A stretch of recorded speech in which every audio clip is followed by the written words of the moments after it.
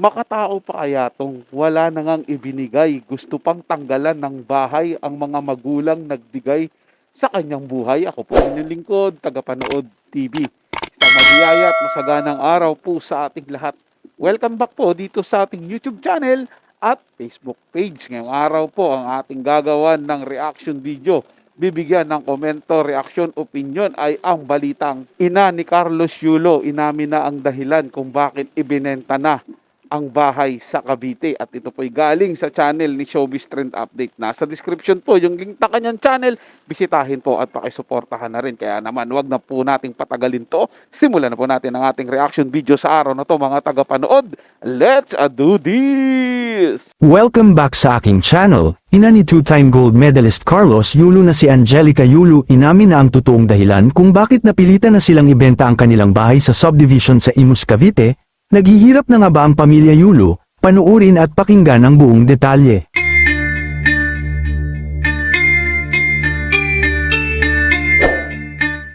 Marami nga ngayon ang nalulungkot sa isang post na inilathala ng isa sa mga kamag-anak ni Mrs. Angelica Yulo, ang property, na matatagpuan sa isang subdivision sa Imus, Cavite.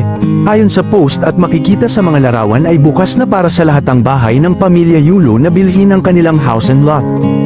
Ang naturang bahay ay may 2 palapag at ayon sa pamilya Yulo ay matagal silang namalagi dito. Kaya naman kahit masakit sa kanilang kalooban ay kailangan na nila itong ibenta dahil sa maraming kadahilanan. Mapapansin naman na kapag pumasok ka sa loob ng bahay ng pamilya Yulo at base na rin sa mga larawan na makikita, ang unang bagay na makikita mo ay ang maraming portrait na nakakabit sa paligid ng sala. Nakadisplay din sa family room ang ilan sa mga parangal na natanggap ni Carlos Yulo sa iba't ibang organisasyon at kumpanya. Kahit na sa pagpasok sa ikalawang palapag, makikita mo ang ilang mga larawan ni Carlos. Ang pinakamalaki ay ang larawang kinunan sa panahon ng kanyang gintong na panalunan sa Gymnastics World Championships 2021. Sa dami ng mga larawan ni Kaloy ay makikita talaga na proud ang kanyang pamilya para sa kanya.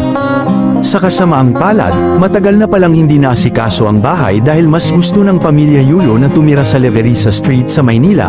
Pero ganun pa man ay makikita dito na sobrang daming alaala ang makikita base na rin sa itsura ng bahay at sa dami ng mga portraits. Well, kung mapapansin ng bahay na kahit matagal nang hindi natirhan ay maganda pa rin ang itsura at hindi ganun kaluma. Well, marami naman ang nagtatanong kung bakit mas pinili ng pamilya Yulo na abandonahin ang bahay. Ito ang dahilan at nakakalungkot isipin, dahil ang pinakarason nila ay ang pagkakaroon ng lamat sa pagitan ni Carlos at ng kanyang mga magulang. Na naging rason upang iwan na ang bahay para na rin maiwasan din nila ang masasayang alaala na mas lalong nagpapalungkot sa kanila at syempre ang masasakit na rin na alaala kung saan ay nagkaroon ng hindi pagkakasundo at Carlos at ang ina nitong si Angelica. Ayon naman kay Mr. Yulo na ama ni Kaloy, binili umano ng kanyang asawa na si Angelica ang nasabing property bilang puhunan para masiguro ang kinabukasan ni Carlos, pero nang dahil nga sa hindi pagkakasundo ng pamilya ay napilitan na lang nila itong lisanin. Tutal hindi na rin naman sila umaasa na uuwi pa doon si Kaloy, kaya naman ay ibebenta na lang nila para hindi na nila maalala ang malungkot na nakaraan kung saan ay nasira ang kanilang pamilya.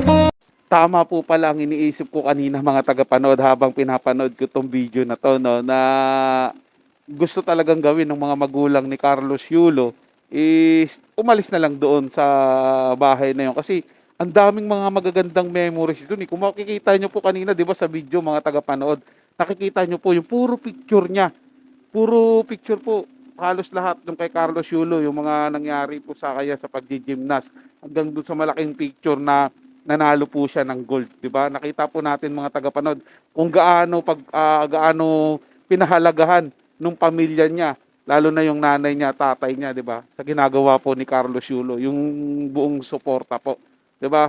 At kasi isipin mo po, mga tagapanood, kung baliwala lang po sa pamilya ni Carlos Yulo si Kaloy, di sana wala pong ganyan, mga tagapanood, 'di ba? Ilalagay lang yan sa isang kwarto, sa isang sulok. Pero ang ginawa po nila, halos buong bahay. First floor hanggang sa second floor nila, di ba? Meron po siyang mga larawan, meron po siyang alaala. Siyempre sa part ng magulang, lalo kung ako magulang, mga tagapanood, masakit po sa akin yan na makikita ko yung anak ko na kasama mo lang dati, tapos wala na ngayon dahil iba na yung kasama. Di ba, nakita niya rin po, sinabi po sa balita na binili yun ng nanay niya, pinundar yun. Baka ito yung sinasabi ni Carlos Yulo na ininakaw yung pera niya, 'di ba? Ayan po, binili ng bahay para sa kanya, para sa future niya. Kasi wala naman pong kasiguraduhan talaga mga tagapanood eh, 'di ba? Malay mo kung hindi siya nanalo diyan sa ano, sa Olympic, 'di ba? Hindi naman po siya magkakaroon ng sobrang daming pera. At least dito, may bahay na po siya. Na kung sakasakali man na lumagay siya sa tahimik, may sarili po siyang bahay. Eh ang kaso po nabaliktad po mga tagapanood eh. Nanalo po siya ng gold at ayun, sa ibang bahay na po siya umuwi. At siyempre, dahil masakit nga ito, lagi po makikita ng pamilya Yulo yung mga memories nga, yung inaasahan nila na pagbabalik ni Carlos din sa bahay nila, hindi po mangyayari.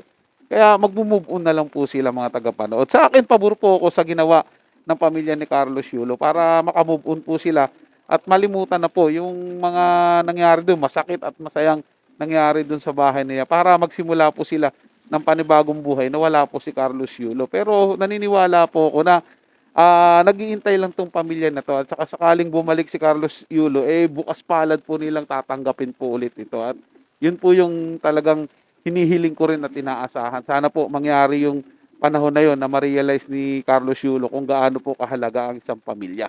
So yun lang po mga tagapanood. Nagustuhan nyo po yung ating talakayan sa araw na to at kung kayo bago lang po na napadaan dito sa ating channel, huwag nyo po sanang kalimutan na mag-subscribe.